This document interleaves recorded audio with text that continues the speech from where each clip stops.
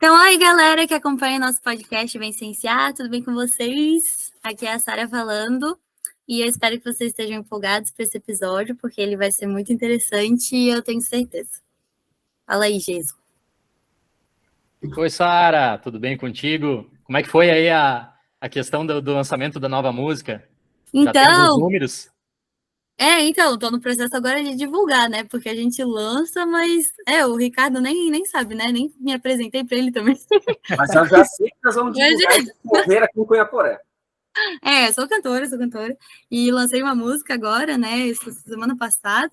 E tô no processo de divulgar, né? No YouTube, tem videoclipe também para quem quiser assistir. Tá lá, só colocar Sara Quinol no YouTube, vai aparecer lá. Tem no Spotify, tá em todas as plataformas digitais a música, para quem quiser ouvir. E você me autoriza a pegar a tua música para colocar no meu programa de rádio para fazer... amei, por favor. Deixa para mim.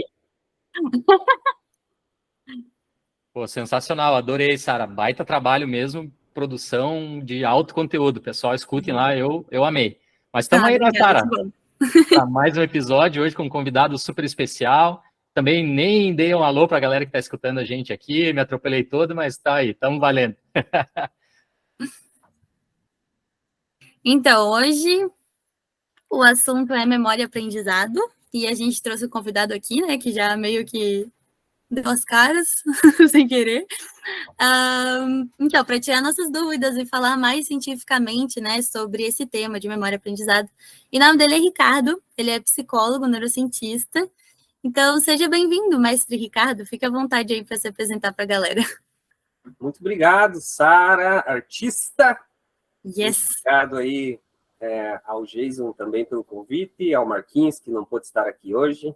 A audiência de vocês, fica o meu abraço, e é sempre muito bom estar falando de coisas que a gente ama, né? Vocês querem que eu me apresente em termos... Queremos sim, porque o nosso público adora saber, tu tem uma vida muito sensacional na ciência. Conta um pouquinho da tua trajetória acadêmica. Do início mesmo, vocês querem? Pode falar.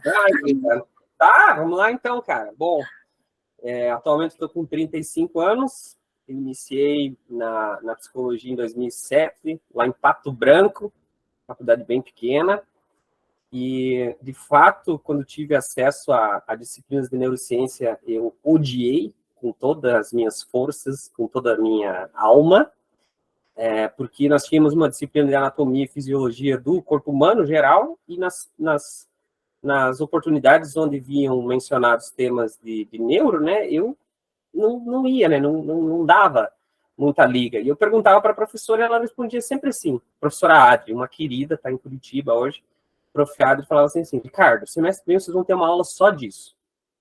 E tá bom. E um dia eu perguntei para ela, mas quem vai ser o professor? O professor Edwin, um boliviano, um médico do exército da Bolívia, cirurgião geral, um cara assim, que tu olha ele de longe, fortão, assim, parece que é uma pedra, né? Aqueles contatos, assim, tu olha de longe e fala assim, não vai dar certo. E aí, tô nas aulas dele, tinha uma apostila onde ele mesmo fez os desenhos de tronco encefálico, de medula, de córtex, né, de estruturas subcorticais, toda a estrutura, toda a parte, em vez de a gente estudar por livro, como ele ainda não tinha o português muito aguçado, ele mesmo fez os desenhos, né? E a partir daquilo ali, peguei aquela apostila, comecei a ganhar um gostinho aqui e ali, né? Até chegar um determinado momento onde, numa aula de tronco encefálico face anterior, eu esqueci a apostila em casa. Daí eu cheguei nele na monitoria, minha aula era de segunda a quarta, segunda e quarta-feira com ele, e na terça ele mesmo pegava os alunos com dificuldade para fazer monitoria. Cheguei lá todo humilde, né, tudo tranquilo, né, lá no fundo da sala ele não olhou para mim, ele simplesmente, eu abaixei assim e falei assim, professor, será que você pode me passar aqui as estruturas que você vai cobrar na prova amanhã? Porque na segunda-feira, em vez de dar bom dia, ele falava folha. Daí a prova era uma frase e a resposta sempre era uma palavra. Então, aquilo ali é o método que eu uso hoje, inclusive, para dar aula, para neuronato, neurofísio, né? E nessa aí, o Ricardo esquece a apostila, perguntei para ele, professor, será que você pode, né? Sem atrapalhar a turma, né? Será que você pode aí me dizer o que você quer que eu estude? Ele, não. Segunda vez que eu perguntei, mas, professor, eu quero estudar, eu sei que é importante e tal. Ele, não. Na terceira vez, quando eu esbocei respirar, ele simplesmente levantou e falou assim, estuda tudo e sai da sala. Saí da sala, né? Nervoso, era antes da noite. Fui para casa, falei, mas, credo, vamos ver isso aí amanhã, como é que vai ser. Aí, cheguei na quarta-feira de manhã, em vez de ele fazer a prova, ele simplesmente não falou nada, só fez assim, né? Tu vai pro quadro. E era no giz ainda, isso que eu acho que era legal, né? E aí, coloquei meus fones de AC/DC, fui pro quadro, desenhei inteiro o tronco encefálico, apaguei o quadro, desenhei inteiro a face posterior do tronco encefálico, apaguei o quadro, no momento que eu estou apagando o segundo quadro, ele vira para mim e fala assim, Ricardo, parabéns. Eu virei para ele e falei assim, por um acaso eu terminei? Daí ele arregalou o olho, né? E eu fiz toda a parte de encéfalo, que seria a aula daquele dia. Então, quando eu terminei tronco encefálico anterior e posterior, mais de encéfalo, e terminei meu quadro, né, umas 100 estruturas, mais ou menos, ele virou para mim e falou assim, a partir desse momento, se você manter esse nível, você vai ser meu monitor. E se em um ano você manter esse mesmo nível, você pode escolher o tema que você quiser que eu te oriento. Simples assim. Passou um ano e eu escolhi Parkinson. E em 2008, começo meus estudos com Parkinson, numa hipótese bem interessante na época, para tentar estudar sintomas depressivos, né, pré-motores ou sintomas cognitivos associados às fases mais iniciais da doença, né? Se a gente for ver aqueles estágios de Braque, né, que são característicos do Parkinson, existem estágios onde existem manifestações neuropsiquiátricas de sono, antes de existir bradicinesia, tremor de repouso, rigidez muscular, etc. E eu estava interessado nessa área aí. Então, eu fui para a FESB, no meu primeiro pôster, né, onde eu apresentei hipofunção dopaminérgica do feixe prosencefálico medial sobre o núcleo accumbens na doença de Parkinson. 2 pontos. Uma revisão. Era o único trabalho de revisão num pôster na FESB. Eu lá, né? Beleza. E ali eu conheci o Rui, nesse congresso. Só que eu fiquei catando o Rui direto, lá e não achava. No último dia de congresso, ele dentro do ônibus para vir para Florianópolis, eu entrei dentro do ônibus e falei assim, Rui, eu tô te procurando aí há um tempão, cara, eu quero aquele estágio lá, a gente tinha conversado por e-mail durante o ano, posso ir fazer? Pode. Isso era em agosto de 2009, em Águas de Lindóia. E aí, final do ano, meu pai adoeceu, meu pai faleceu dia 23 de fevereiro, de dezembro, mas no último ato lúcido que eu tive com ele, a gente assistiu a final do Grêmio do Campeonato Brasileiro Sub-20, onde o Grêmio ganhou contra o Botafogo 1-0, e antes dele começar a delirar no quarto, ele me alcançou R$1.000 e falou, faça teu estágio. Então essa foi a última memória lúcida que eu tive com meu pai, e falei, vou fazer.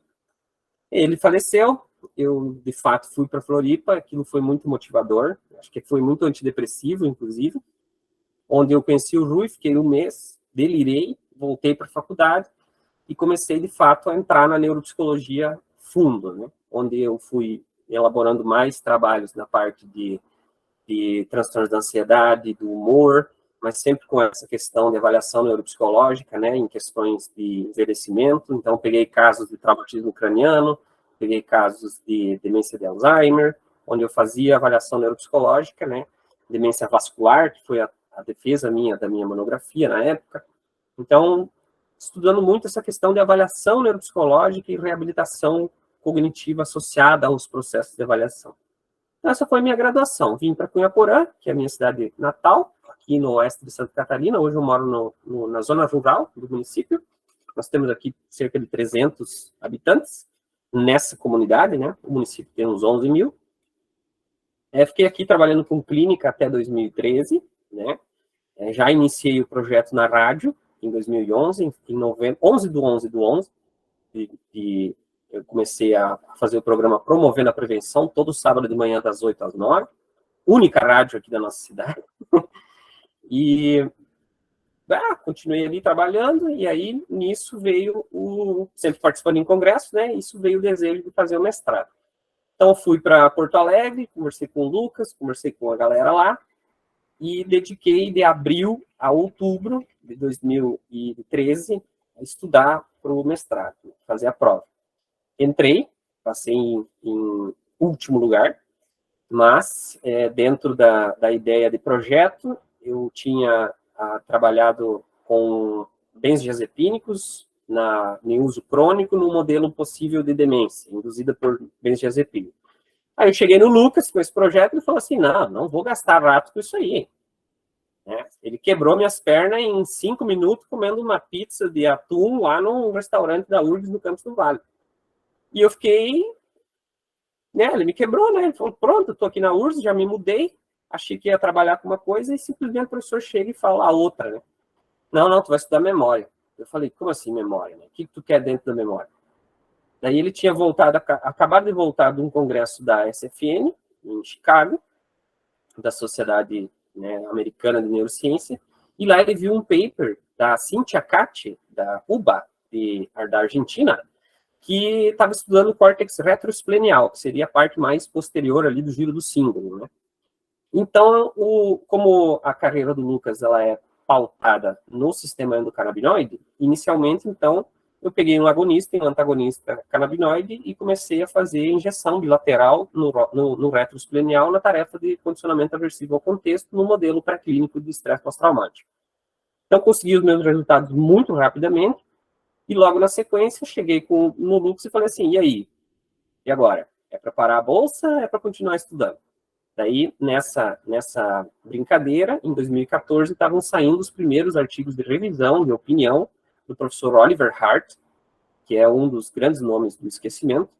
E aí, sim, a partir de um paper de revisão, eu chego no Lucas, na hipótese do GluN2B, estar implicado no esquecimento, eu chego nele e falo, ó, isso aqui nós temos que estudar. Vamos? Vamos. O que tu precisa, minha pergunta, fiz para ele. Eu preciso de um antagonista NMDA. E eu não tinha celular na época, de propósito. E eu falei assim, vamos fingir que o Jason aí é o Lucas. Né? Eu falei assim, Lucas, me dá o telefone. Ele, talvez ele não vai ver esse vídeo aqui, né? Mas ele é meio mão de vaca, né? Então é meio difícil tirar as coisas ali do Lucas. Tirar uma cervejinha dele é brabo. E eu perguntei, tu pode me dar o teu telefone? Hein? Por quê? Me dá o teu telefone. Me dá o telefone, rapaz. Me deu o telefone. Liguei para minha mãe na época era secretária da saúde, falei assim para ela, mãe, seguinte, passa na farmácia Farm, pega uma receita com o posto de saúde ali, com o médico, com o Sérgio Hernandes, coloca atrás da receita que é para uso experimental e tu pega uma memantina de 20 miligramas, 20 ml, e manda pela Unesul de Cunhaporã para Porto Alegre. No outro dia estava na mesa do Lucas.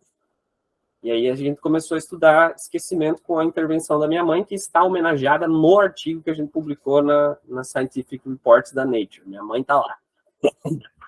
Desculpa, aí, eu vi.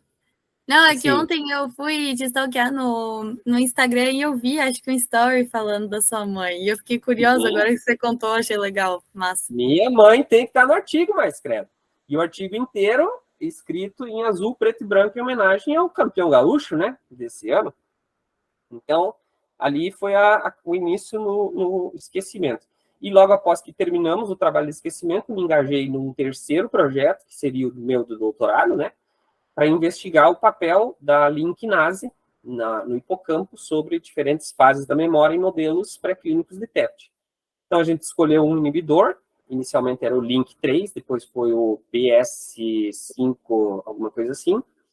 E aí, essa droga era capaz com infusões em diferentes áreas do cérebro, primeiro a gente iniciou pelo hipocampo, a gente quis, então, inibir as bases físicas associadas ao processamento da memória, né? Tendo em vista aquelas duas hipóteses de plasticidade sináptica estrutural, plasticidade sináptica funcional. Plasticidade sináptica estrutural, ela é mediada por uma cascata, né, de sinal ali, de uma cascata molecular bem definida, que é iniciada pelo cálcio via NMDA, né, que entra pós-sináptico, e esse cálcio pós-sináptico vai sinalizar a calcicamidulina quinase beta, a câmica beta, e aí essa calcicamidulina vai sinalizar uma via da linknase, que tem umas outras cascatas envolvidas, da PAC, da ROC, da ROA, então são vias específicas que vão culminar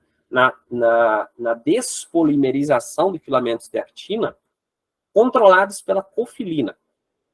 Essa cofilina, então, quando ela está fosforilada, ela acaba, então, fazendo ali tipo um liquidificador, né? Pega esses filamentos de actina e destrói eles. Então, esse seria o mecanismo pelo qual o neurônio ele vai alterar o seu tamanho. Antes ele estava consolidado, grande, amplo, com receptores lá na sua membrana, e agora, se eu inibir essa via de plasticidade estrutural, eu vou ter o quê? Eu vou ter o encurtamento, né, desse tamanho do espinho dendrítico, especialmente da cabeça do espinho dendrítico. Então, esse enxugamento leva ao quê? O neurônio volta ao seu basal. Então, ali tu teria os prejuízos de memória decorrentes da inibição de uma proteína que está implicada em organização, em plasticidade estrutural. Então, esse foi meu último trabalho, só que ali na metade de 2016, eu tive que chegar no Lucas, a gente publicou esse paper da linknase na Molecular Neurobiology em 2017, mas o trabalho havia sido feito em 2016. Em junho de 2016, eu cheguei no Lucas, falei, a condição da minha mãe não está legal, eu preciso voltar para casa por uma questão familiar, de doença, né? E o Lucas foi generoso o suficiente também para me oferecer uma colaboração como pesquisador convidado, né, para auxiliar em projetos de reconsolidação e esquecimento, e eu estou lá até hoje. Então, eu pude sair, mas saí pela porta da frente, não concluí o doutorado por uma questão familiar, né, mas continuo colaborando, estudando todo dia aí no PubMed, todas as fases da memória. E aí, em 2018, eu fiquei cuidando aqui da minha mãe, nessa casa onde eu estou hoje. Em 2018, eu comecei a aplicar para vagas de doutorado fora.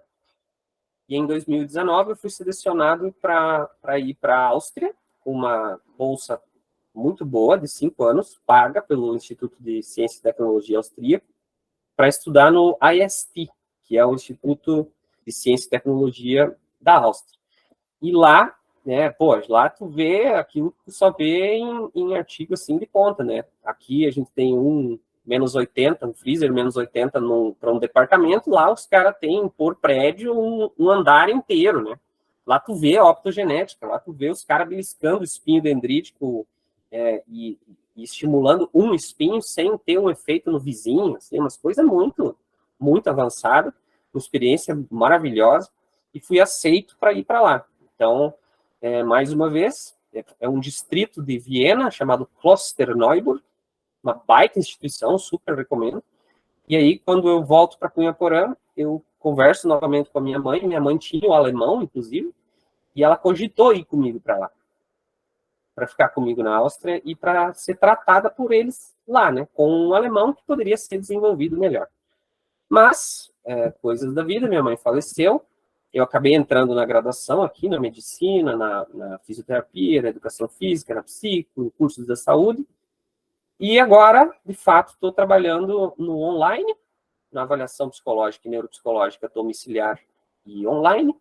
Estou no esporte, que é uma coisa que eu sempre quis trabalhar, né? Porque eu sou gremista fanático e atualmente eu criei aqui um centro de Ciências da Saúde do Esporte, um departamento de saúde mental, uma unidade de avaliação e reabilitação neuropsicológica e uma unidade de psicoterapia esportiva para dar apoio, suporte para a equipe nossa aqui da ADCP, Associação Desportiva de Cunhaporã, que é invicta até o momento no Campeonato Catarinense da Primeira Divisão de Futsal. Então, eu dou uma começada ali com Parkinson, depois vou para memória, canabinoides, esquecimento, plasticidade sináptica estrutural, clínica, eu sei que é meio louco isso, né? Psicólogo trabalhar biologia molecular já é um milagre quase, mas de fato é uma carreira assim que eu tenho bastante orgulho, aprendi muito, sou muito grato ao primeiro empurrão que eu levei aí na UFSC pelo Rui, posteriormente abriram-se muitas portas, pude ir para a Ibro apresentar um trabalho como aluno de mestrado, então para mim aquilo foi uma coisa fenomenal. Dividi as 5 salas dos satélites lá da Ibro com o Rui, com uma galera da USP, e nós ali da memória entramos lá, vimos as 5 salas e tinha uma sala assim de longe cheia, né, uma galera ali fora, ali, uma fila enorme, nós pensando, mas da onde? A nossa deve ter 3, 4 gatos pingados lá para assistir, né? E quando deu, eram uns 100 lugares por sala e nós estávamos com 136, com a galera no chão, com a galera de pé, né, e falando de memória, né, uma palestra às 9 da manhã que eu dei boa noite, né, no início. Então, para sentir o nível do nervosismo aí, né.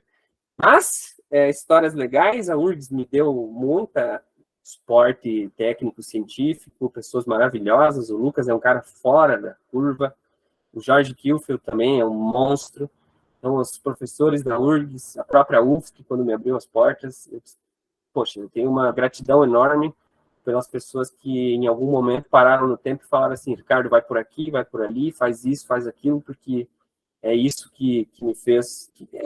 são essas pessoas que me fazem ter orgulho de ser cientista e de propagar esse amor aí para que a gente possa atingir mais pessoas. Pô, que massa. Eu tava olhando aqui no seu Instagram, você também falou que dá cursos online, do que se trata esse curso? Então, cursos online, cara, cursos de curta duração, né? Ano passado eu fiz uma atividade que eu já estava trabalhando desde 2017 nela, que é o primeiro curso brasileiro de reconsolidação da memória aplicada à prática clínica em saúde mental. Eu fiz ele exclusivo para alunos de psicologia e medicina, justamente porque é um tema muito delicado, né? Existem alguns estudos que mostram, né, especialmente o uso do propranolol na reativação da memória para bloquear a reconsolidação a partir do sistema adrenérgico, né? Eu posso falar isso aqui eventualmente em algum momento. Mas eu reuni ali uma galera, né, grandes amigos aqui do Brasil, grandes nomes da neurociência, professor Rui Prediger, Rafael Resler. Rafael Resler que do nada trouxe o James Magó para a brincadeira, né? Então, quando a gente estava falando de memória emocional, de repente entrou no Meet Magó. O Rafael tinha mandado mensagem para ele falando assim, ó, o cara aqui pediu uma aula sobre a tua história, pensei, vou chamar você para contar então, né? Então, ô louco, o Magó na minha frente, um dos caras que eu mais sigo, eu mais amo, né? E ter no nosso curso, ponto, já diz muito. E agora, antes de finalizar o primeiro semestre, eu já vou entrar aqui com algumas capacitações, especialmente na área de avaliação neuropsicológica. Eu estou com uma parceria junto com a Vetor Editora, de testes psicológicos, né? Estou trabalhando também na amostragem dos estudos de validação do palográfico, teste palográfico, aquele teste dos tracinhos que você faz na autoescola para tirar a carteira, sabe? Um teste projetivo, né? Para avaliar a impulsividade, produtividade e várias outras características. Então, aqui em Cunhaporã vai ser a primeira vez que a gente vai fazer uma amostra com atletas de futsal profissional, justamente para começar a incentivar também as questões envolvendo avaliação psicológica no esporte, né? Então, são alguns pulos que eu dei na minha carreira, mas a memória, eu trabalho ela praticamente todo dia e jamais vou abandonar, né? Então, tendo aí instrumentos para avaliar, como também clínicas suficientes para dar conta das condições que aparecem, jamais creio que eu vou abandonar aí a reconsolidação, a extinção, o esquecimento, a consolidação, a LPT. Então, vamos conversar sobre isso aí. E deixa eu não esquecer também de mandar um grande abraço aqui para o Lucas Alvarez e para o Rui Prediger, realmente dois pesquisadores sensacionais que foram citados aí pelo Ricardo. E também não posso, senão o pessoal vai me bater aqui, Ricardo, de te trazer num primeiro episódio. Sei que a gente pode fazer vários outros aqui, porque realmente teu conhecimento, né, é muito vasto nessa área. Mas a galerinha que nos ouve fica sempre perguntando, como é que eu consigo aprender as coisas? Como é que eu consigo ser que nem vocês? Como é que só o fato de eu ir para a aula, ficar vendo um quadro, será que isso já é aprendizado? Se não é, o que está acontecendo no meu cérebro? Ricardo, me tira, me esclarece, porque o santo de casa não faz milagre. Eu converso com eles um pouquinho sobre neurociência, do aprendizado, essa coisa toda, mas o pessoal acho que não leva muita fé em mim. Então, em ti, acho que vai conquistar mais adeptos. Eu vou fazer um comentário breve, mas logo eu vou pedir uma colaboração aí de vocês sobre alguns sistemas, porque vai complementar bastante e talvez isso facilite aí a transmissibilidade da informação, né? Mas a primeira coisa que a gente tem que ter em mente é que aquilo que a gente aprende, isso não vai ser consolidado de uma hora para outra, né? Existem, por isso que eu chamo que são fases tempo-dependentes, né? Então, vamos supor, eu estava assistindo algumas coisas aqui de vocês, né? Do conteúdo que vocês estão fazendo, com exemplos, né? E você deu o exemplo da observação da fogueira, né? Na ideia da criança, logo nas fases iniciais do desenvolvimento, iniciar hipóteses, né? Do ponto de vista de de observar, desenvolver uma cognição e testar aquilo na prática, né? Então, a hipótese seria, será que eu queimo minha mão se eu colocar a mão lá no fogo? Não sei. De repente, a pessoa vai lá e, de fato, com a experiência, ela, opa, né? Não é legal. Não é uma experiência legal. Então, vamos usar esse exemplo básico como experiência para a gente iniciar, né? E a consolidação dessa memória, e provavelmente essa criança, ela precisou apenas de uma exposição para lembrar ao longo da vida, né? Porque é uma memória emocionalmente marcante, é uma memória que envolve dor. Então, essa memória, no momento que ela está sendo processada pelo cérebro, primeiramente, tu vai ter ali alguns componentes mais superiores de córtex pré-frontal, né? Alguns componentes ali mais de memória operacional, né? Que vão guiar o comportamento no aqui e agora, né? Mas depois essas informações sensoriais, elas vão se converger lá no hipocampo, né? No lobo temporal medial. Quando chegarem no hipocampo, já com um certo tempo, né? Eu preciso, de fato, de 6 horas para que uma informação seja consolidada. Então, aquelas informações iniciais da experiência de observação e de encostar no fogo, de minutos, de segundos a poucos minutos, aquilo ali seria a memória de curto prazo, né? E a memória de longo prazo nada menos é do que a transição da memória de curto para a memória de longo. Só que para que isso aconteça, existem fenômenos muito distintos para cada uma das fases, né? Porque na memória de curta duração, tu não tem síntese proteica, tu não tem um gasto energético muito elevado para formar uma informação sólida ao ponto de manter ela por longos períodos. Por isso, memória de trabalho e memória de curto prazo chegam aí até no máximo 90 minutos, vamos pensar assim, né? E depois disso, depois desses 90 minutos, 1h30 mais ou menos, começam a ser sintetizadas certas substâncias, né, certas proteínas, que vão estar envolvidas no processo de síntese proteica, né, que vai envolver expressão gênica aí, né? Então, se você quiser mencionar rapidamente o que seria síntese proteica, Jason, vai me ajudar bastante. Ou não? Inclusive, acho que, né, é essencial para a síntese de novas memórias, para o processo de aprendizado e para tantas outras coisas, né? É síntese proteica.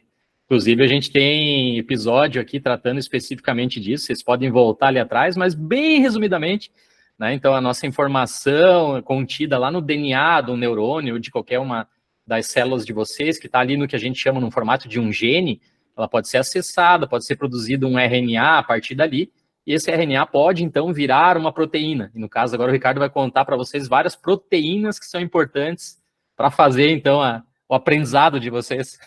Isso aí. Então, se eu tenho síntese proteica, está significando o quê? Eu já vou para o passo 2. Então, se eu tenho síntese proteica, eu tenho mais receptores que estão sendo fosforilados, sintetizados, mais receptores do sistema glutamatérgico, inclusive, especialmente nesse momento de receptores do tipo AMPA, da subunidade GLUA1. Então, início da aprendizagem. Né? Eu tenho lá a minha sinapse basal. Todo mundo conhece aqui sinapse, né? Um neurônio pré-sináptico, um neurônio pós-sináptico, um espaço entre os dois, a sinapse. Então, quando se fala em memória, por mais que o terminal pré-sináptico possua uma influência muito forte, os eventos mais importantes que ocorrem a nível de plasticidade, eles estão ali naquela zona ativa, né, do neurônio pós-sináptico, na cabeça do espinho do neurônio pós-sináptico. Então, é ali onde ficam ancorados os receptores do tipo NMDA e AMPA, que são as duas grandes classes aí de receptores glutamatérgicos, né? Claro que tu tem os metabotrópicos, o próprio kainato também, né? Mas aqui, para a memória, de fato, para a gente entender, basicamente, AMPA e NMDA. Então, vamos imaginar um espinho dendrítico, né? Esse espinho dendrítico, para que eu aprenda algo, ele vai ter que mudar a sua forma. Ele vai ter que mudar a citoarquitetura. A organização macromolecular dele vai ser alterada. E isso decorre do influxo de cálcio pós-sináptico através de receptores NMDA.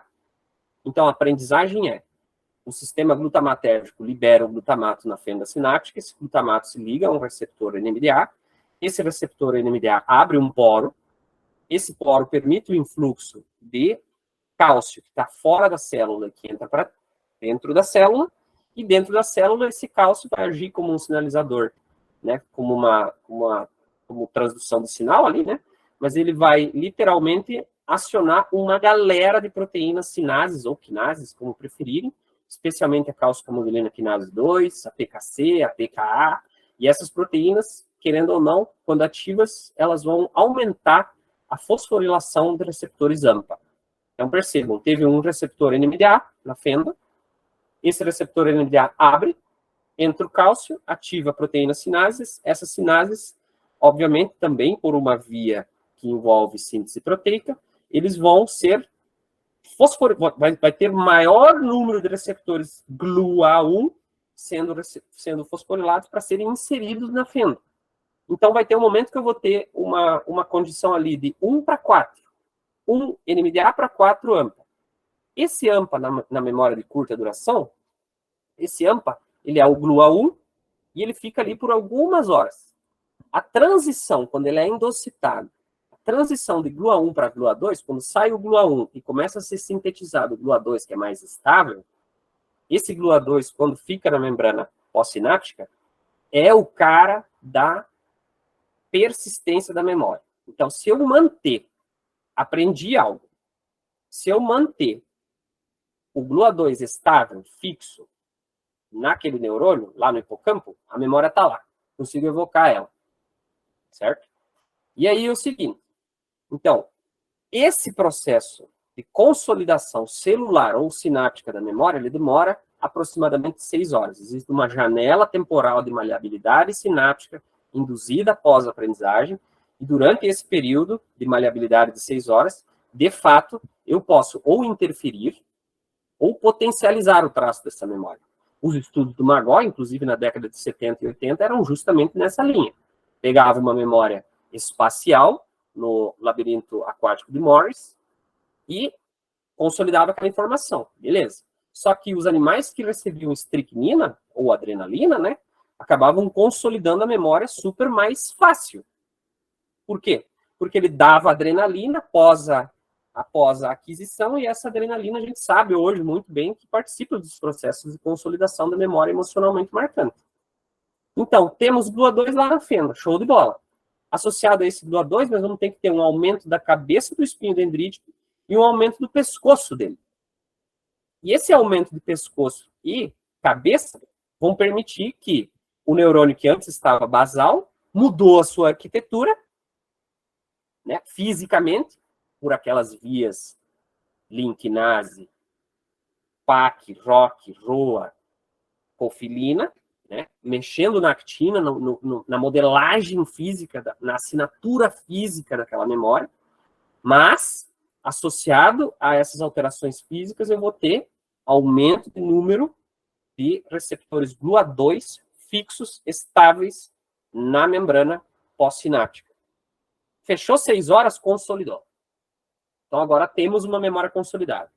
Um ponto importante, até 2000, se acreditava fielmente, o dogma central da neurociência da memória, se acreditava fielmente que uma vez consolidada, essa memória seria aquela analogia de que eu vou na biblioteca, eu pego a informação que eu quero, eu abro o livro, eu leio a informação que eu quero, eu uso essa informação para o que eu quiser, para aquele momento, eu fecho o livro e eu devolvo à biblioteca. Simplesmente assim, um raciocínio até meio que matemático, né? De simplesmente pegar a informação que já estava armazenada no meu cérebro, usar e devolver ela.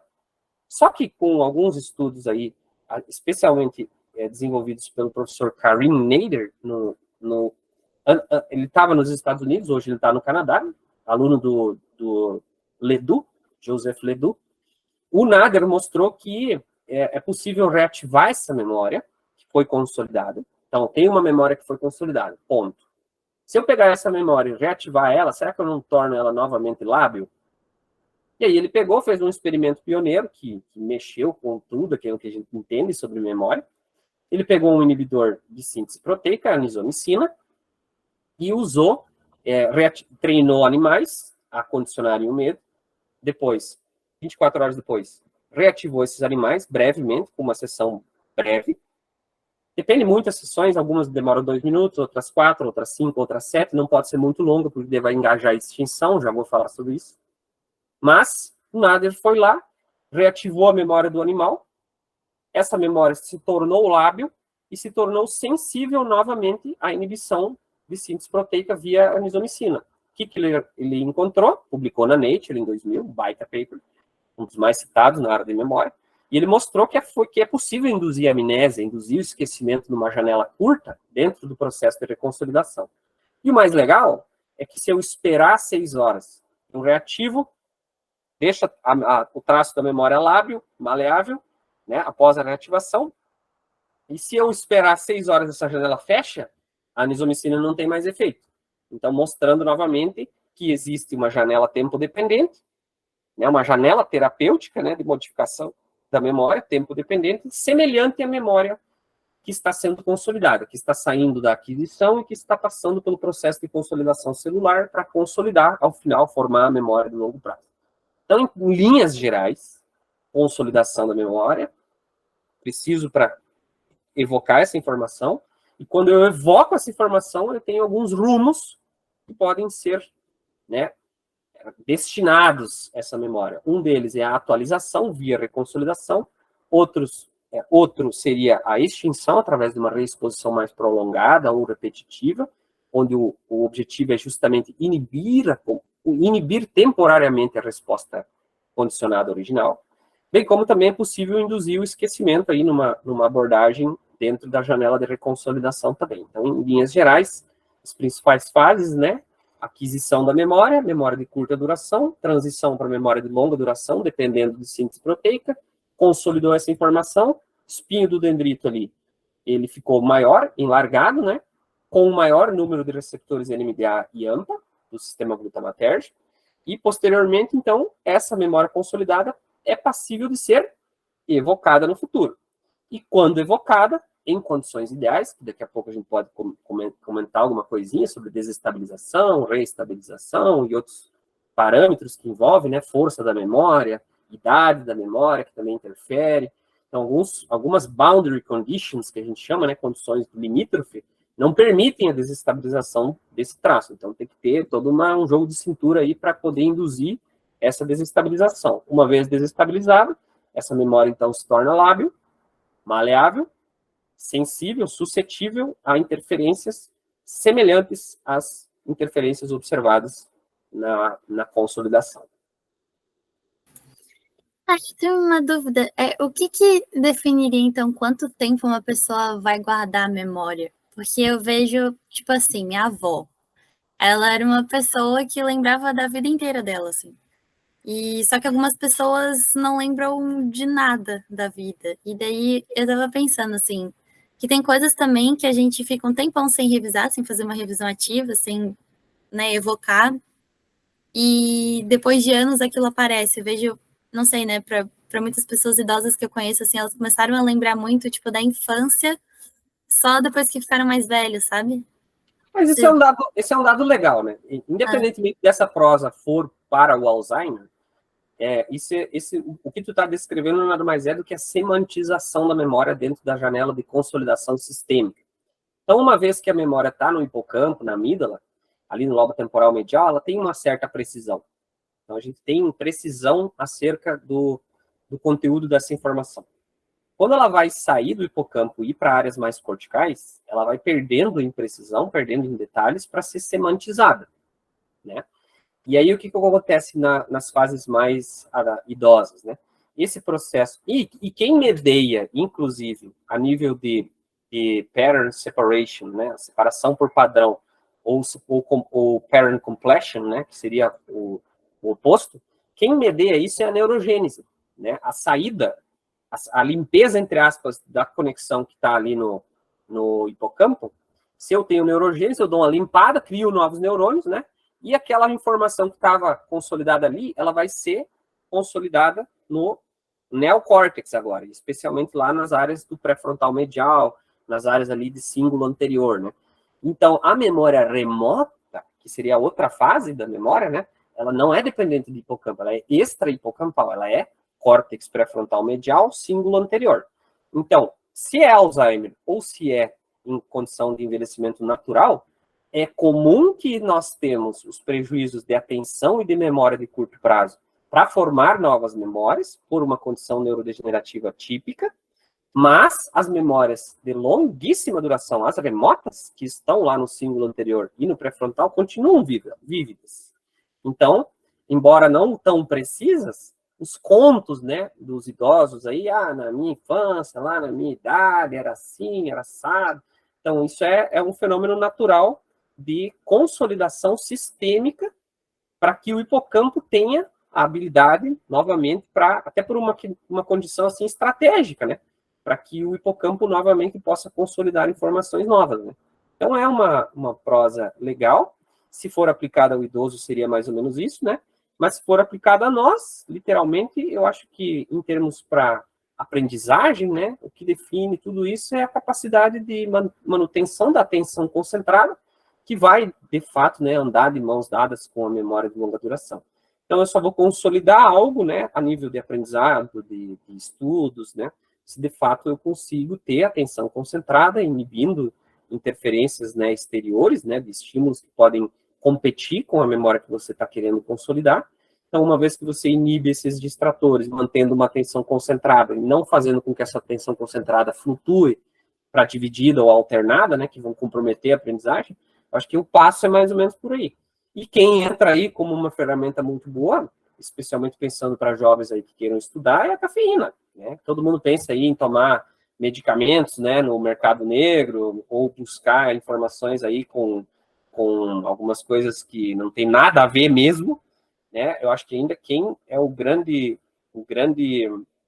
bonzinho aí dessa história que facilita a consolidação da memória é a cafeína. Então, se alguém quiser melhorar a aprendizagem, mantenha a concentração, evita a distração e toma um cafezinho aí que certamente a vigília provocada por ele vai manter a atenção aí concentrada por mais tempo. O problema é o vício, né?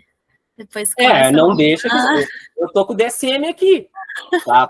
Dá para comentar, né? Dependência e, de fato, evita, né? Então, vamos, inclusive, aqui alertar que existem efeitos, inclusive, cardiovasculares, né? Que podem ser potencializados em indivíduos suscetíveis com o uso de um estimulante. Então, se a gente olhar a cafeína como estimulante, alguns indivíduos podem não, de fato, tomar em decorrência de condições médicas reais. Tudo tem que estar dosado, obviamente, e orientado para que não ocorra nenhum tipo de problema, né? É bom a gente fazer esses comentários assim. Não tem nenhuma outra ferramenta, assim, para potencializar a memória que não seja café? Olha, em off, talvez daria de comentar algumas coisas, né? Mas eu creio assim, eu sou muito mais da ideia da alimentação, especialmente através de óleos ali com peixe, né? Tem o ômega 3, que eu acho que é um potencial interessante a nível de plasticidade, pensando assim, né? Então, eu gosto muito de usar essa fala mais alimentar de dieta, de controlar ali, do que partir logo para os metilfenidato, Venvance da vida, sabe? Claro que para alguns casos, e inclusive antes dessa reunião aqui, eu estava atendendo uma paciente de TDAH clássico que não aguentava mais, estava relutante em decorrência de medicação, né? Não queria, mas chegou o momento de que, bom, foi feito encaminhamento para o psiquiatra e, de fato, né, vai iniciar o tratamento, né? O diagnóstico, inclusive, do TDAH, em tese, ele se dá a partir do teste terapêutico com o metilfenidato para ver se a pessoa responde. Então, a resposta ao metilfenidato normalmente é o que confirma o diagnóstico de TDAH nesses pacientes aí. Mas eu iria mais de dieta e cafezinho e literalmente sentar, se concentrar e usar old school, né? Tem que sentar, tem que ler, tem que se concentrar. Não adianta, acho que esse milagre ainda a ciência não conseguiu dar conta ainda.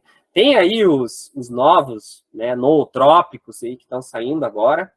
Talvez podem dar alguma esperança aí em breve, né? Mas eu não recomendaria isso. Primeiro, porque eu sou psicólogo e não posso prescrever. Mas como professor de psicofarmacologia dá para comentar, né? Enfim, eu acho que antes de pensar nessas estratégias aí, muitas dessas pessoas que tentam se concentrar são ansiosas, então eu recomendaria antes tratar a ansiedade em terapia e criar um espaço, uma rotina que seja, né, boa para a pessoa, para que ela possa, né, ter esse controle sobre o comportamento de inibir distratores ao ponto de maximizar a capacidade de atenção concentrada que preciso para consolidar. Eu acho que o sonho de todos os estudantes é poder absorver conhecimento por osmose, né? Dormir com o livro na cabeça, assim, e deixar acontecer. Mas, infelizmente, não existe aprendizado passivo, né? Não chegou esse aqui em Cunhaporã ainda. Matrix, de repente, no futuro, né? Receber um download enquanto tá dormindo e vamos lá. Uhum. Eu vou aproveitar o assunto aqui, Ricardo, comenta um pouquinho para a gente, né, a questão das fases da memória, assim, o esquecimento em si, porque tu já permeou aqui na tua definição, né, que, aliás, baita aula em termos moleculares, né, do que é um processo de aprendizagem de memória, mas eu quero usar essa como gancho para falar um pouquinho justamente de uma coisa que você sabe muito, que são as neuropatologias, né? Então, fala um pouquinho antes das fases, e a gente entra nos problemas delas. Tá. Bom, tem dois que eu vejo, assim, são dois grandes cenários das patologias da memória. Primeiro, as neurodegenerativas, né, por causas, né, que a gente sabe muito bem, por aglomerados aí neurofibrilares, por as tal patologias, né, talpatias, onde a gente tem as principais demências, né, que a gente pode citar, claro, o Alzheimer, mas também a própria demência frontotemporal, a demência por corpúsculos de Lewy, a própria demência na doença de Parkinson, todo o quadro demencial ele vai evoluir com um comprometimento da memória, né? Então, o próprio comprometimento cognitivo leve ou declínio cognitivo leve, que pode transitar ali e evoluir para algo mais sério. Então, tem algumas coisas que podem ser pontuadas nesse sentido. Então, tu vai ter doenças neurodegenerativas que vão literalmente, né, tirar de cena certos grupos de neurônios, especialmente inicialmente no hipocampo e posteriormente no córtex inteiro, né, nas demências mais graves. E isso, obviamente, vai afetar a habilidade de atenção e de memória ao ponto de não conseguir mais formar novas memórias. Tu consegue evocar, na hipótese que a gente estava conversando antes, da semantização e da consolidação sistêmica no córtex cingulado e no pré-frontal, né? Só que, mesmo nos estados mais avançados, no Alzheimer, as próprias memórias remotas também são comprometidas. Isso depende muito de caso a caso, mas pode acontecer também, né? Na grande maioria dos casos, a pessoa ainda preserva a memória remota. Mas eu gosto muito de falar sobre a hipótese do esquecimento também aplicada a psicopatologias. Então, hoje, a neurociência, ela permite, e a psicopatologia também, né? Especialmente fora do Brasil, e nessa área a gente está engatinhando aqui ainda, mas a psicopatologia hoje, ela permite reconfigurar alguns transtornos e entendê-los enquanto distúrbios de memória. Então, o estresse pós-traumático nada mais é do que uma falha em não conseguir extinguir uma memória traumática, né? Então, o paciente com trauma que foi estuprado, o paciente que sofreu um acidente automobilístico, o paciente que foi abusado sexualmente, né, ou fisicamente, ou uma exposição muito grave, né, aguda, que colocou em risco a vida, a probabilidade desses indivíduos desenvolver o estresse pós-traumático ela é grande, especialmente em mulheres, especialmente em determinados momentos do ciclo hormonal, e se isso coincidir com o momento da aquisição da memória, ela vai ser mais consolidada. E esses são os estudos do queridíssimo Mohamed Milad, hoje na New York University. Recomendo super os trabalhos dele. Então, na mulher é mais comum, né, os transtornos da ansiedade. Então, na mulher, a pessoa vai ter uma dificuldade em extinguir, em primeiro lugar, e mesmo quando extingue, ela vai tentar evocar a memória segura de extinção e não consegue. Então, ela tem uma falha na extinção. Isso é muito característico. Isso permite, essa falha na extinção, isso permite o retorno do medo. Existe um autor chamado Mark Balton, que em 2002 publicou numa Biological Psychiatry um artigo de revisão mostrando as 4 fontes da recaída da extinção. E ali ele menciona especialmente a recuperação espontânea, que nada mais é a passagem do tempo e a memória volta. A reinstalação, que seria literalmente eu estar exposto novamente ao estímulo incondicionado, memória volta. né? E outros fenômenos também. Esses são os dois principais que eu utilizo, assim, a nível clínico e didático. Então, a gente precisa pensar estratégias para acelerar o esquecimento de condições onde existe uma memória disfuncional que causa um impacto na rotina muito severo. Então, o estresse pós-traumático e a dependência química nesse cenário podem ser vistos como transtornos de memória.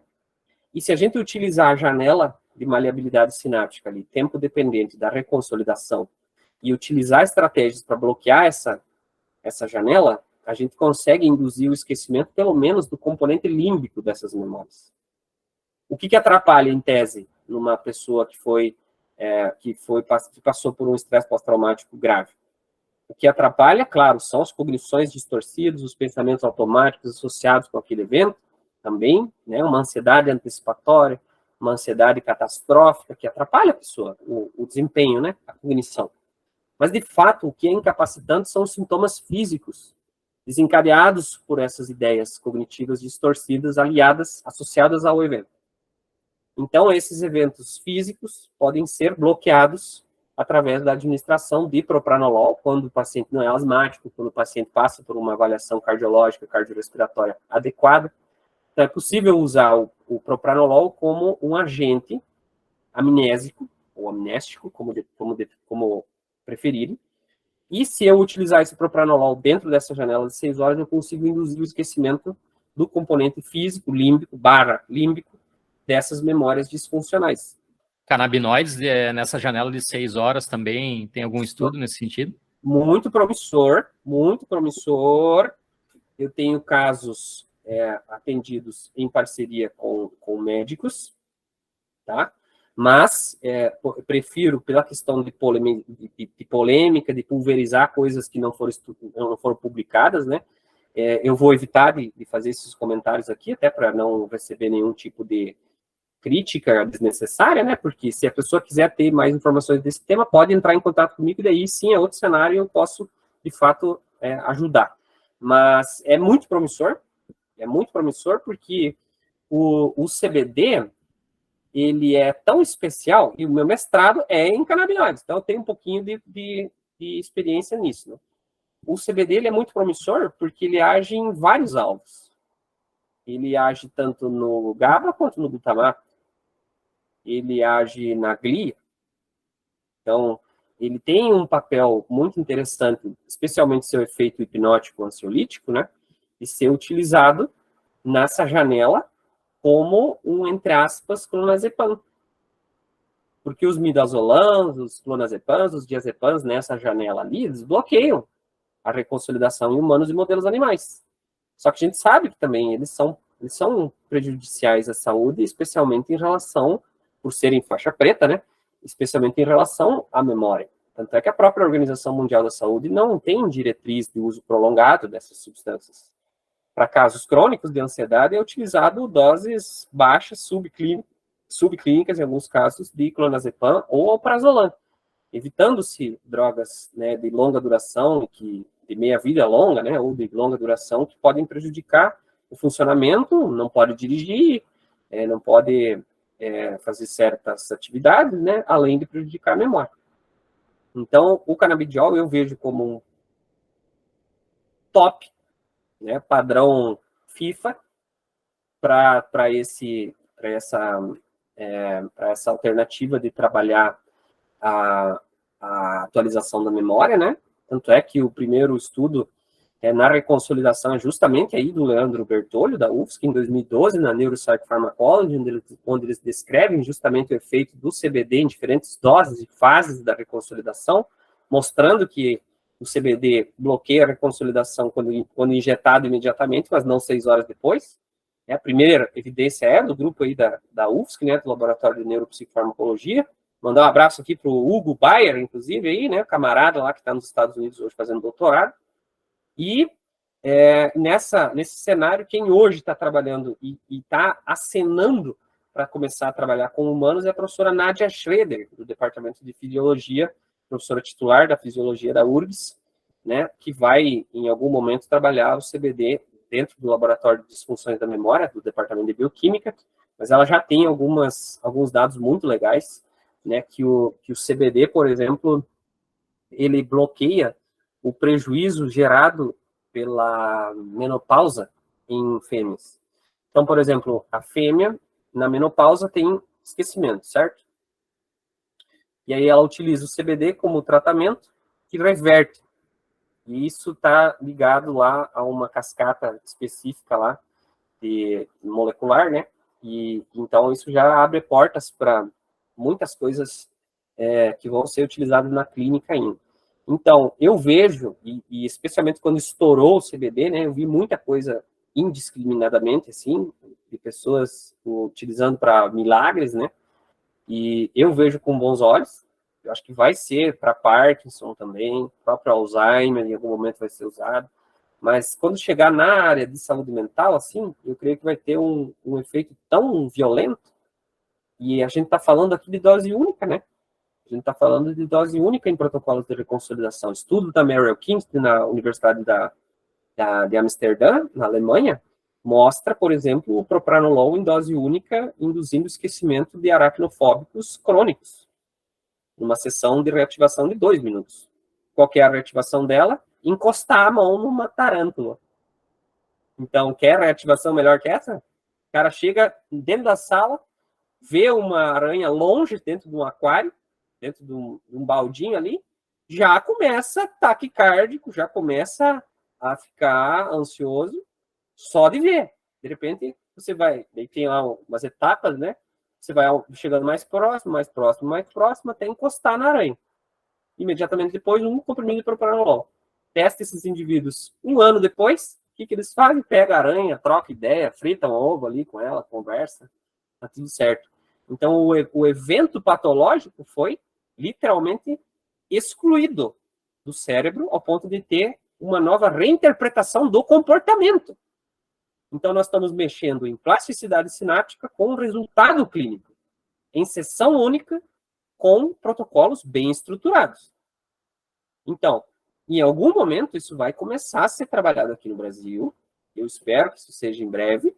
E a gente precisa desses momentos aqui para justamente conseguir conscientizar, levar essa informação para os conselhos regionais, tanto de medicina quanto de psicologia, e especialmente para os conselhos federais. E incentivar congressos, incentivar eventos e estratégias como essa de divulgação científica, para que a gente possa, de fato, mostrar a grande realidade por detrás do canabidiol, do propranolol, como alternativas para ser utilizada em dose única para casos crônicos que não respondem mais a medicamentos usuais, né? Porque, de fato, é o futuro. É o futuro. What else? E me conta aí um pouquinho, porque o pessoal também que nos ouve, a gente tem uma galera que muito da graduação, né, um pouco da influência minha por estar dando aula na psicologia, um pouco por influência de colegas nossos aqui do departamento, e eles sempre perguntam, né, quando vem esses experimentos, por exemplo, como você citou aí do laboratório do professor Leandro Bertoglio, né, então com animais, com ratos de laboratório, e aí eles falam, tá, mas eu vou ser psicólogo clínico, e aí como é que eu vou fazer? Como é que eu vou atuar? Ou seja, eu vou sentar e vou injetar uma droga numa pessoa e daí vou fazer um tipo de terapia? Então, como é que é a realidade de vocês, Ricardo, profissionais de psicologia? Você é um cara que sabe bastante, tem o conhecimento da parte da academia, mas na prática mesmo, tu utiliza ali o quê? Terapia cognitivo-comportamental? Já pode trabalhar com fármaco? Como é que está a situação atual? Então, o psicólogo, de fato, ele não pode prescrever fármacos, né?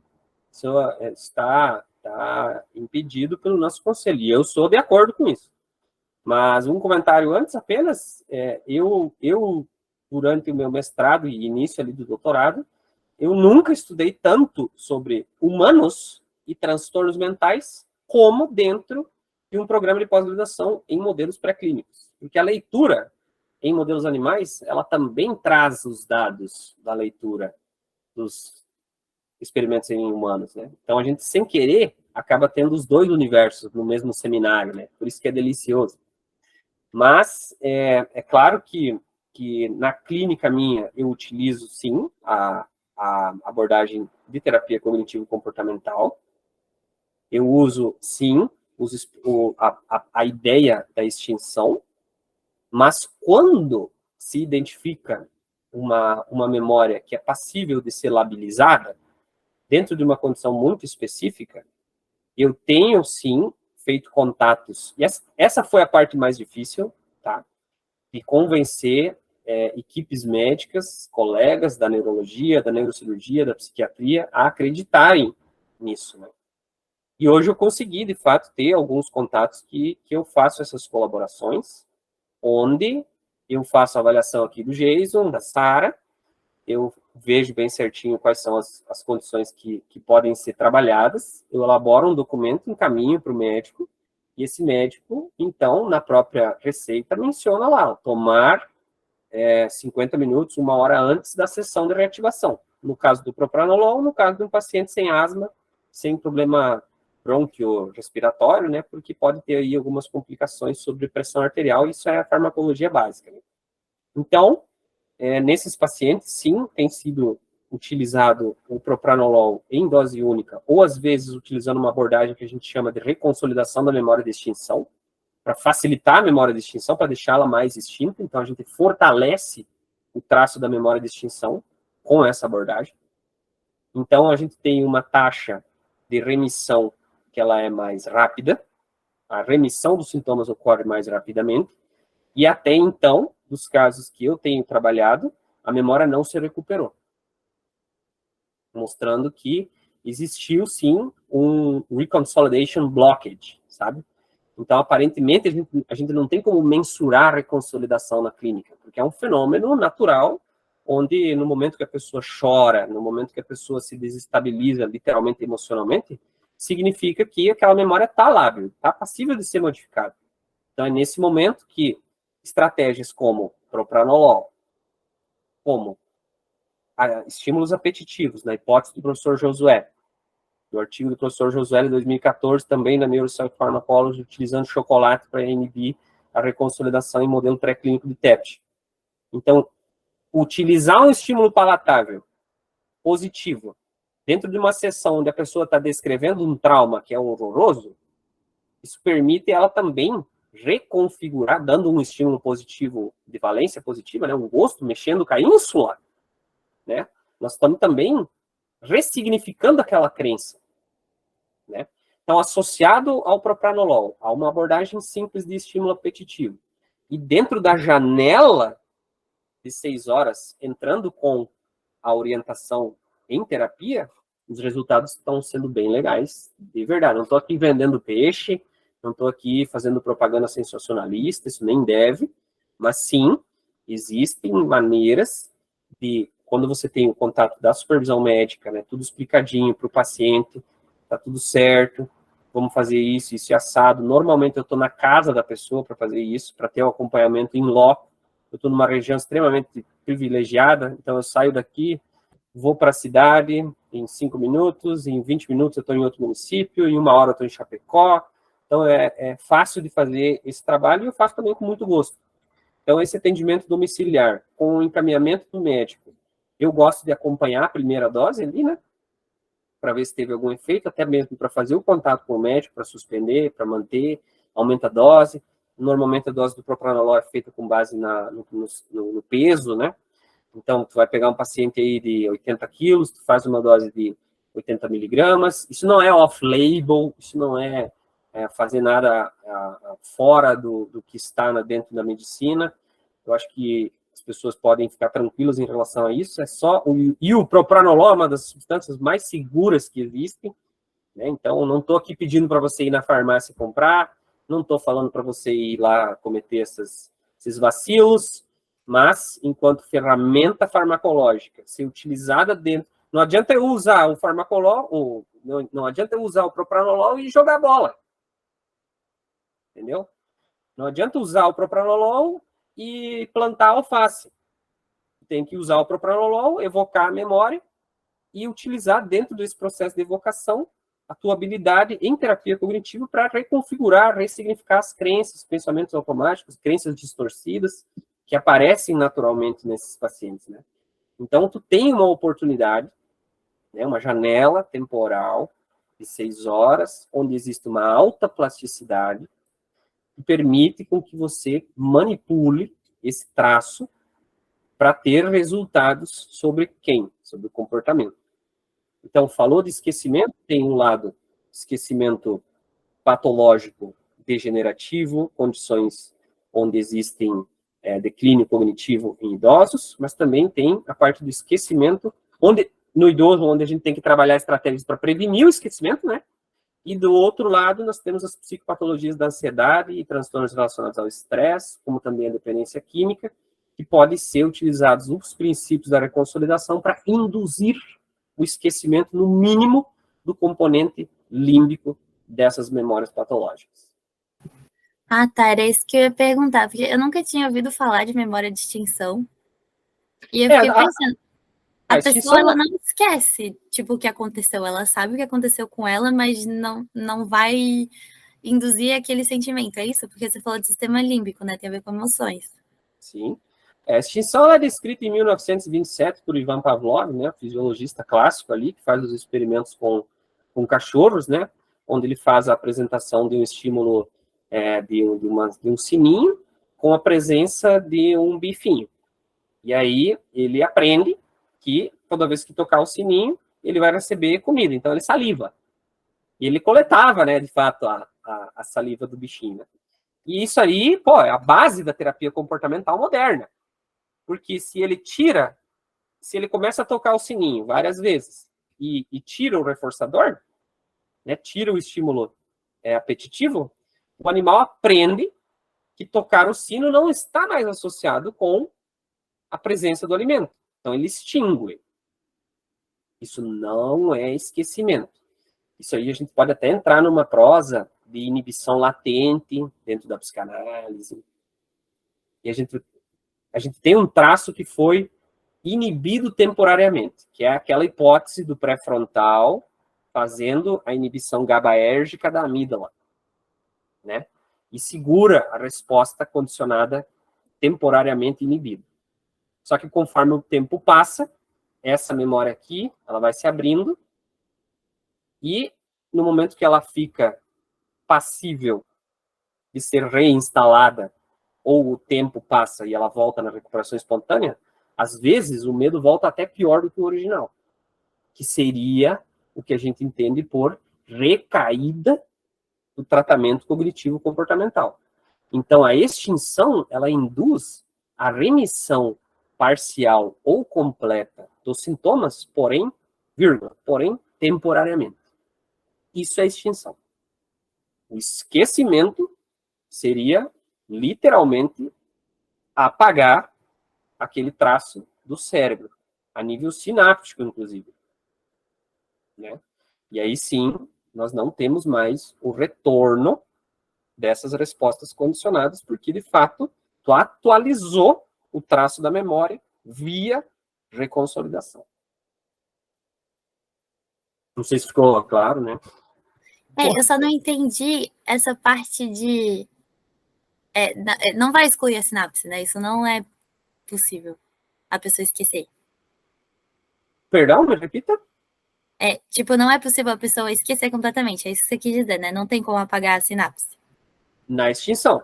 Na extinção. Ah, tá. Que legal. Nossa, eu nunca tinha ouvido falar disso. Isso, a Como que extinção. existe isso?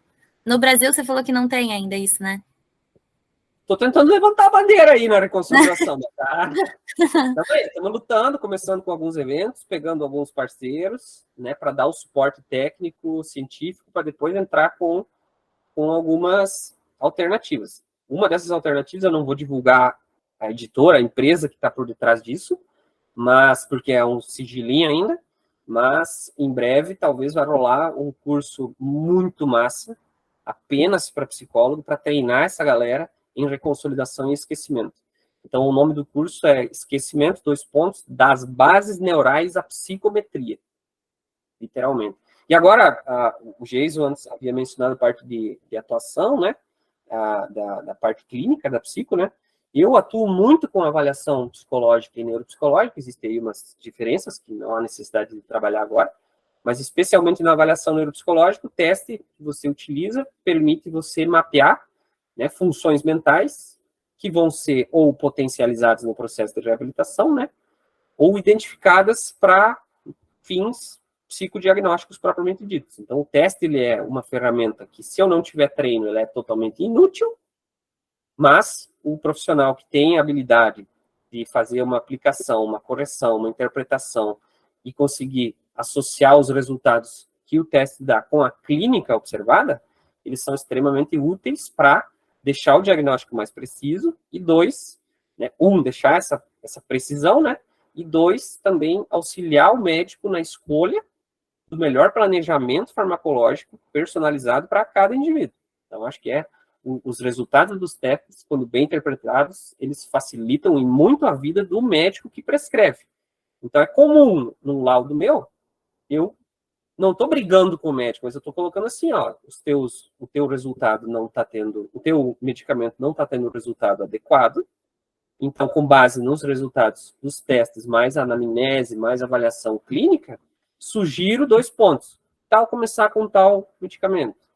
Que tal retirar esse aqui? Que tal fazer o desmame desse? Que tal usar o propranolol também para evitar o sintoma físico do desmame? Né? A abstinência do desmame de uma vortioxetina da vida, uma desvenlafaxina da vida. Tu tira a desvenlafaxina, a pessoa volta com crise hipertensiva, com ansiedade catastrófica, e tu tem que manusear isso, tem que manejar isso. Como? Corta o sistema adrenérgico implicado na abstinência. Então, assim, a psico auxilia o médico que quer ajudar o cara em saúde mental, né? Tem médico que simplesmente ignora e valeu, Gilmar, né? Segue o baile, não tem problema. Mas existem pessoas que entendem que essa ciência, ela tem sim fundamento e que, quando bem aplicados, quando bem utilizados todos esses instrumentos, essas ferramentas, é possível ajudar os pacientes num tempo mais curto em relação aos procedimentos que envolvem extinção. A extinção demora muito tempo. A extinção é toda semana, ou várias sessões. Então, é um custo. É claro que eu super recomendo todo mundo fazer terapia. Óbvio que sim. Mas para condições onde existe TEPT, dependência química, e outras patologias onde existe uma memória disfuncional passível de ser utilizadas as estratégias de reconsolidação, ou de reconsolidação da memória de extinção, porque a própria memória de extinção consolidada, ela também pode ser evocada e labilizada. Então, eu também consigo fortalecer esse traço da memória de extinção, mantendo essa resposta de extinção extinta por mais tempo, que é o estudo aí do professor Josué, que hoje está lá na Alemanha, apavorando nessa área. Que legal, só uma dúvida. O que é o TEPT que você falou? TEPT é transtorno de estresse pós-traumático. Não vou ter tempo aqui para falar das diferenças do DSM-4 para o DSM-5, que teve uma treta, inclusive, por parte dos editores ali, pessoal que organiza, né? Mudaram aí algumas classificações de sintomatologia, né? Algumas condições de exposição, né? Então, tem as minhas críticas construtivas, habituais, mas o TEPT nada mais é do que o transtorno de estresse pós-traumático. Tem que preencher aí uma certa constelação de sintomas com prejuízo na rotina, né? Especialmente no último mês, no últimos 6 meses, e a partir disso você entra com as estratégias farmacológicas e comportamentais, cognitivo-comportamentais para tratar. Lembrando que, isoladamente, o TEPT, quando tratado com fluoxetina, paroxetina ou outros inibidores da recaptação de serotonina, o resultado ele não é tão positivo como se imagina. Pô, que legal. Esse curso aí que você falou que é para estudante de psicologia, não dá para enfiar uma estudante de biologia ali no meio? Olha, bem muito interessada nisso. Bem penteado, se o Jason permitir aí, vamos fazer um esquema. Mas aí sim, também eu quero organizar cursos de curta duração, de extensão também, multidisciplinares, para trabalhar tópicos de memória num âmbito mais de neurociência mesmo. E, claro, aproveitando aqui, então, se vocês me permitem, divulgação aí, né? Esse curso que eu fiz em outubro, de participação do Magó, do Rui, do Lucas, do Hugo, da Ana Crestani, da Lisete, estava lá na Hungria, uma galera, gente boa. Eu tirei, a Prof. Nádia também, eu tirei a parte clínica, porque eu tinha autorização dos meus pacientes apenas para fazer ao vivo, né? No termo de livre consentimento ali, termo de consentimento livre esclarecido, foi um acordo que eu fiz com os meus pacientes, até para não pulverizar demais os dados deles, né, para não deixar na internet. Então, eu tirei a parte clínica e mantive todo a base de memória, né? Então, ficou um curso completo da aquisição ao esquecimento, entendendo aí aquisição, consolidação, evocação, reconsolidação, extinção, esquecimento, atualização, generalização, consolidação sináptica, consolidação sistêmica e outros temas pertinentes dentro da área de memória. E aí, essa possibilidade, eu estou fazendo... a pessoa entra em contato comigo, um valor bem acessível, porque não envolve certificação, tá? Mas se quiser ter acesso, entre em contato comigo, e aí eu libero ali as aulas que estão gravadas no Meet, né? Então, todas as aulas ali introdutórias, posso passar aqui para vocês também o link depois, mas todas as aulas introdutórias estão liberadas aí para a galera que quiser conhecer mais de memória. Então, se tu gostou de 7% daquilo que eu falei aqui, talvez você seja uma boa candidata a fazer esse cursinho aí. Só não vai ter certificação. É sangue no olho mesmo, né? Por amor. Exatamente. Vamos manter contato, então. Quero Total. ficar sabendo disso aí. Então tá. Acho que dá para fechar já, né? Você quer falar mais alguma coisa? Eu ia pedir para você passar aí o Instagram, as redes sociais, para quem quiser saber mais do seu trabalho, quem tiver interesse em fazer os cursos também. Então, fica à vontade aí para divulgar seu trabalho. Muito bem. Bom, eu sou Ricardo Saxer, esse é meu nome, essa é a minha rede social no Face e no Instagram. Eu uso apenas essas duas. Ricardo Saxer, S-A-C-H-S-I-R. Tive que ir para a Alemanha para aprender que meu nome a vida inteira foi pronunciado de maneira errada, mas vou continuar aqui com o Saxer, né, para manter as tradições do meu pai. Pois é, eu acho que o meu também, eu nem tenho certeza, acho que o meu é alemão. Se for em alemão, pronuncia o K. Se for em inglês, não pronuncia. Mas aqui é que não. Não. Se tivesse uma trema, tu deve ter parente que tem trema no O. Ah, você deve ter. Aí fica Knil. Uhum. Não que eu fale alemão, só sei xingar em alemão, então eu vou ficar aqui de boa. Já é o suficiente. Negócio.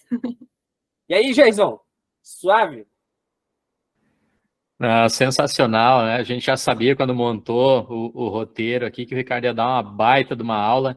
Eu falo sempre, Ricardo, para os estudantes da psicologia, e isso é uma realidade meio aqui de Santa Catarina, não sei se é uma realidade do Brasil inteiro, mas a necessidade deles entenderem o cérebro, né? Eles entenderem a parte biológica, o que é um neurônio, o que é a formação de uma memória, porque depois eles vão ser, como eu falo para eles, o agente ambiental das pessoas, né? Eles vão com terapias, com atitudes comportamentais ou com auxílio de outros profissionais, enfim, eles vão trabalhar de fora para dentro, né, sem conseguir ver lá a sinapsezinha mudando, mas tendo inferências científicas, né, para saber que ela está mudando. Então, o pessoal aí que vou recomendar muito, né, o pessoal que tem as aulas comigo, principalmente da psicologia, que escute esse episódio mais do que uma vez, porque o Ricardo deu um show aqui.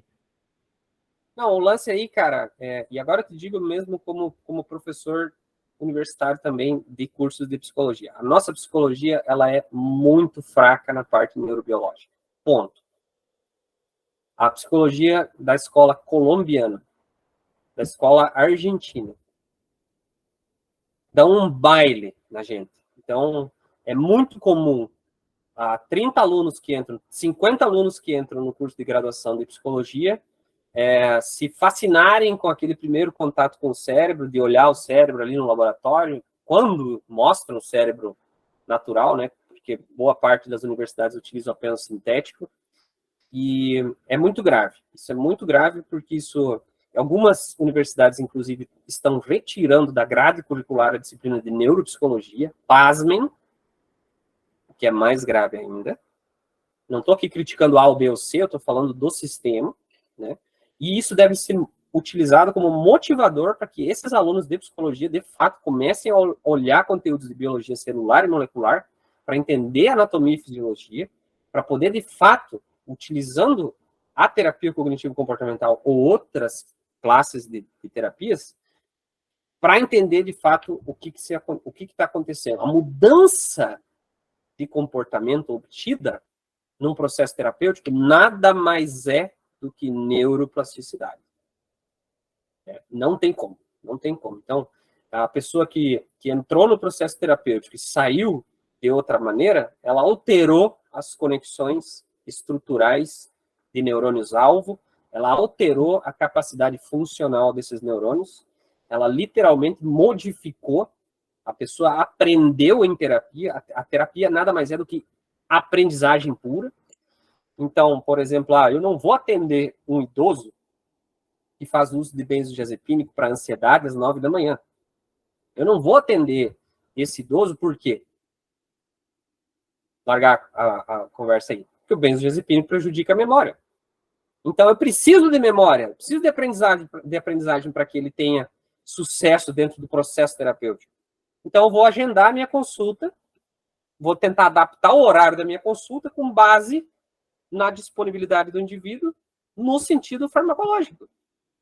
Né? Obedecer a dinâmica, as leis biológicas de biodisponibilidade do fármaco, para poder, de fato, ter um efeito maior sobre a minha sessão.